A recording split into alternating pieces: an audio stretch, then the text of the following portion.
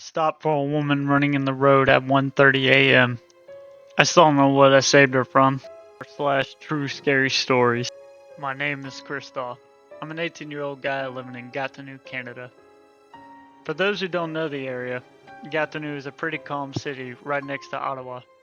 About 15 minutes from downtown Ottawa, but on the Quebec side. I grew up speaking French, so apologies if my English isn't perfect. This happened about 2 months ago. I still think about it just about every night. I had spent the evening at my girlfriend's place. She lives about 25 minutes away from me by car. I left around 1:30 in the morning on a weekday, so the roads were completely empty, no traffic, no people, just silence. I was about 10 minutes from home, driving down Rue St. Louis, a wide road with 2 lanes on each side, running along the river. It's poorly lit. At night, your headlights are basically the only thing letting you see what's ahead. I turned at an intersection where there's a convenience store and a McDonald's. Then drove another 100 meters or so. That's when I saw something on the road. At first, it was just a shape, a silhouette moving erratically in my headlights. Then I realized it was running, like zigzagging right in the middle of the street. My first thought was that it had to be someone drunk or high. No sane person runs like that at night, especially in an empty road. But as I got closer, the silhouette sharpened into a young woman, early to mid-20s, maybe. She was waving her arms wildly, like she was trying to flag someone down, like she was begging. And instantly, my brain went somewhere dark. I thought about all those horror stories. The ones that someone pretends they need help, but where stopping your car is the mistake you never come back from. So I decided not to stop. As I passed her, it only took a fraction of a second. Then I saw her face. She wasn't drunk. She wasn't acting. She looked terrified. I drove another second, maybe 2. Then I did something that still makes my stomach twist. I slammed the brakes, made a U-turn, and went right back.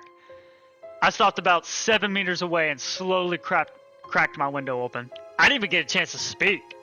She turned around and ran straight at my car. I panicked and rolled my window back up instantly.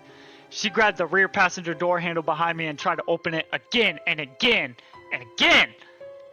The doors were locked. Through the glass, I could hear her screaming, "Call the police! Call the police!"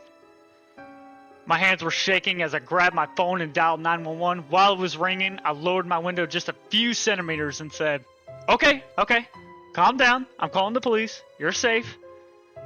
Something about that made her stop. She wasn't aggressive anymore. She wasn't erratic.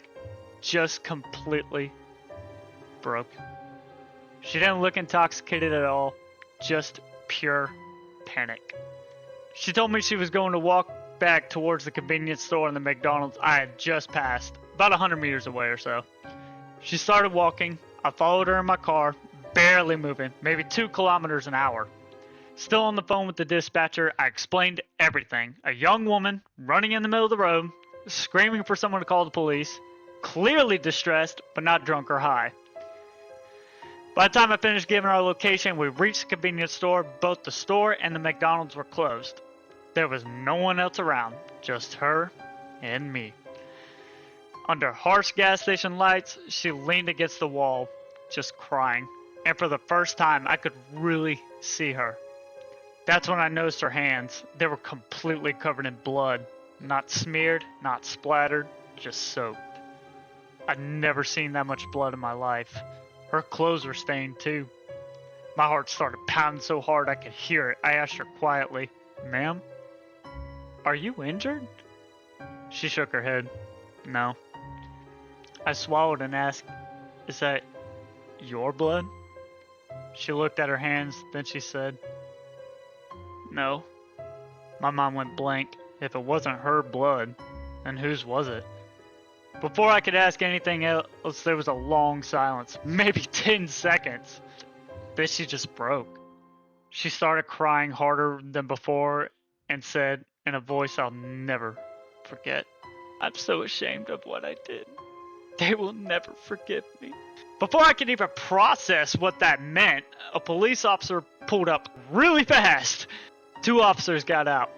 One of them took my name and phone number and told me I could leave immediately. The other officer went straight to the woman. I didn't argue. I drove away.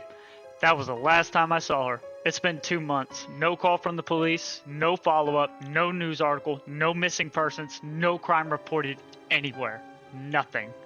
My friends and I had tried to make sense of it. We've come up with theories, some of them very dark, like for example, a infanticide, but every explanation falls apart somewhere. If the blood wasn't hers, that explains part of it. Her words explain another part. But why was she running in the road? Why didn't she call the police herself? Why was she alone? Why has there been zero trace of whatever happened? Sometimes I wonder if I helped the victim. Other times, I wonder if I unknowingly stopped for someone who had just done something unforgivable. And sometimes I wonder if the scariest part is that I'll never know which one it was. Update. I see a lot of people mentioning in the comments that this is AI. You guys are right. Like I mentioned, French is my first language. So I did explain the story in French and asked ChatGPT to rewrite it in English in a storytelling way for Reddit. But like I also mentioned, the story is 100% true, and I am seeking for a theory or an answer from you people and not get told that my story is a fake by AI. Please and thank you.